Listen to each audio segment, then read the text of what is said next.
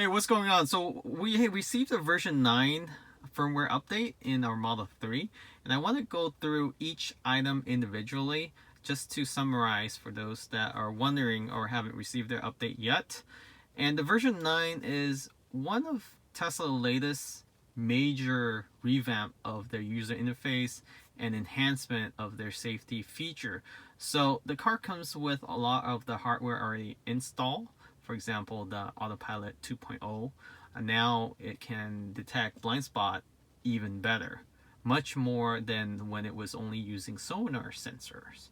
So the user interface have now designed to be similar to the Model S and X as well as the Model 3. So if you're jumping from Model 3 to Model X or S, it will look and feel very familiar. Unlike before this firmware version 9, when you're driving a Model 3 and then you decide to switch cars and drive your Model S or X if you have both, it doesn't feel familiar. You have to adjust, and it takes a little time to figure out where the same settings are located. So now they're all unified. So let's dive into what changes the version 9 has. So now combined auto steer and auto lane change is in one setting. So under Autopilot, before there was sub settings and you had to search to adjust different type of driving dynamics for your Autopilot. And with auto steer enabled, you can engage auto lane change by turning on the signal.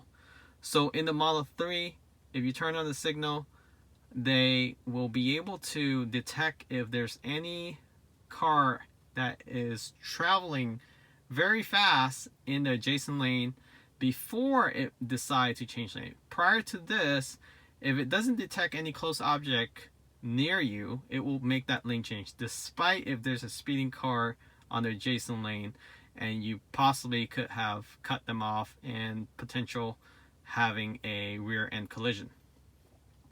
So I did a test on that, and it works flawlessly in our Model X. So check out that video. And then the blind spot that I mentioned, now Tesla is utilizing all their Autopilot cameras, the ones on the fender and B-pillar.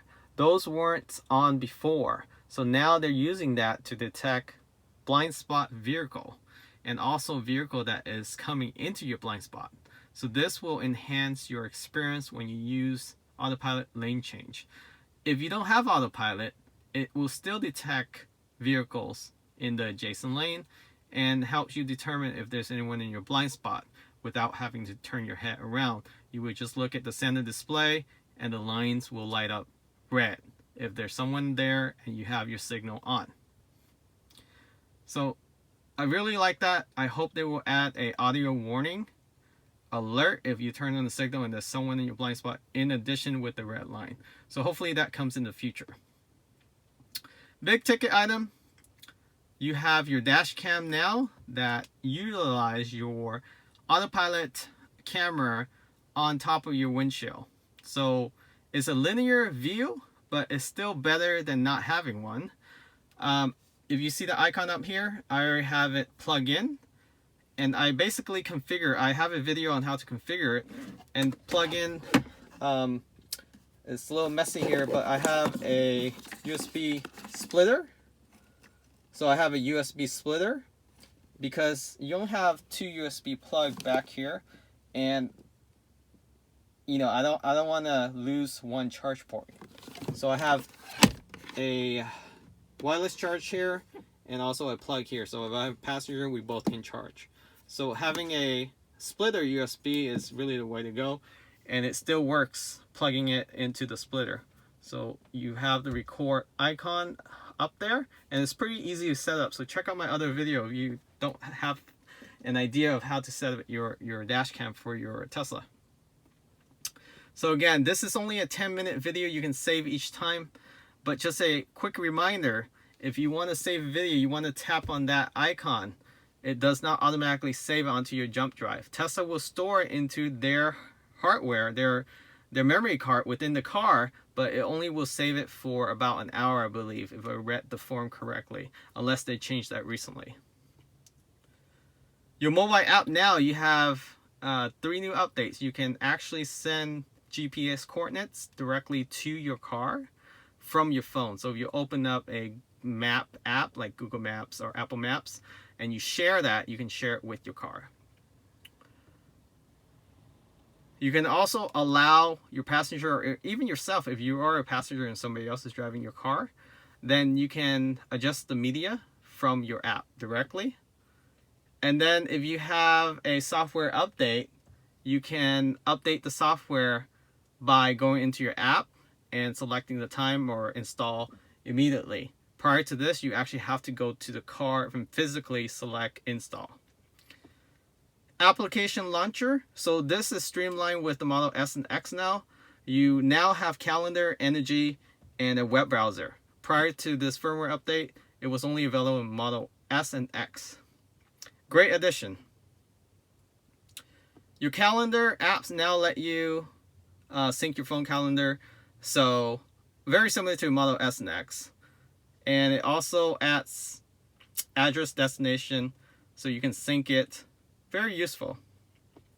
Energy app, web browser. I'm not going to go into too much detail here because it's pretty obvious if you have driven a Model S or X, and the app is pretty straightforward. You can actually see the energy consumption, and then web browser is really just like searching the web. You can't stream any videos though.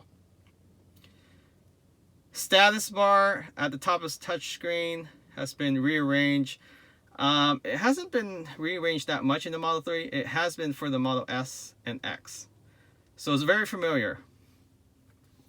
Other app icons are pretty much in this tap button here.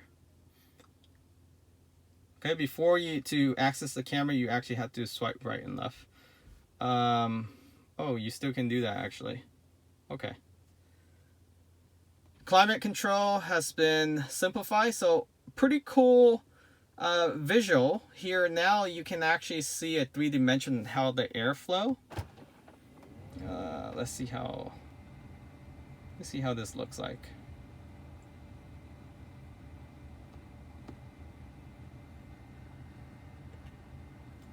So pretty neat rendering. So no longer is the tap where you actually people get confused and they pinch. Now it's just one finger, and then if you want to split it, you can. I have to play with this some more, guys, but it's pretty cool rendering of it, 3-dimensional, on how it flows out. So if those that are not familiar with auto vents such as in the Model 3, this part is first of its kind, I believe. Then this really gives them a better visual where the air is flowing. Pretty neat. And then seat warmers has been updated. Now you can turn all of them off instead of hitting each one individually. So pretty cool.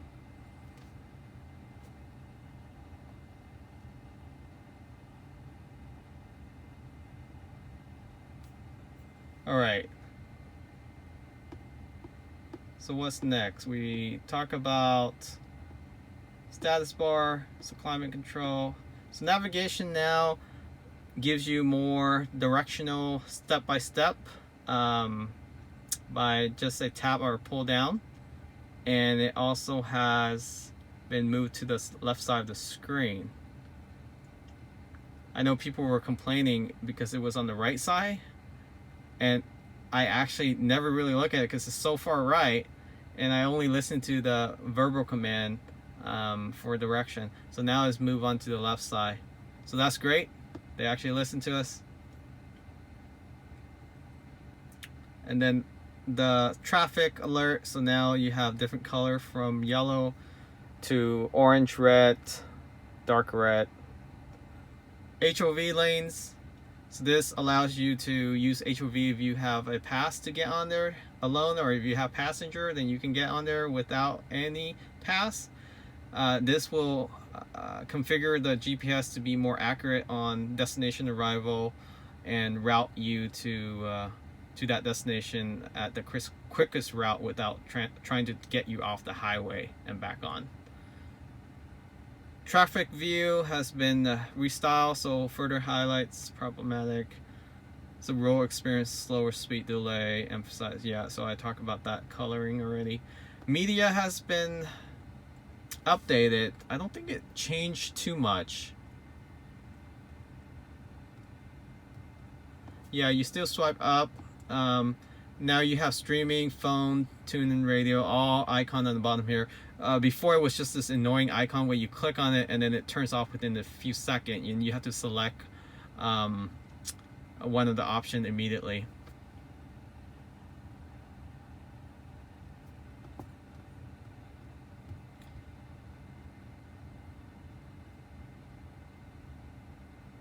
Let's talk about media. Seatbelt cart. So this is something different from the Model X and S. So you now can tap the rear seatbelt alert to mark it as a child seat. Perfect. We've been having issue with this because when we have a child seat back there, it keep beeping at us, telling us that, hey, somebody's not buckle up back there. So all you do is tap on the icon and select child seat. Great. They're actually listening to us, guys. So if you have any suggestion, definitely voice it out to them by hitting that speaker scroll bar and then reporting the bug. Obstacle aware acceleration. So again, this is when you're moving slowly in traffic and somebody moves out of the lane in front of you. The autopilot adapted cruise control doesn't accelerate aggressively like it did before. So now it will gradually move forward, and if somebody is about to change lane into your lane, it doesn't accelerate towards them thinking that there's no car, and then once there's a car, it slams on the brake. So it won't do that anymore. So we'll test it out just to see how well it does.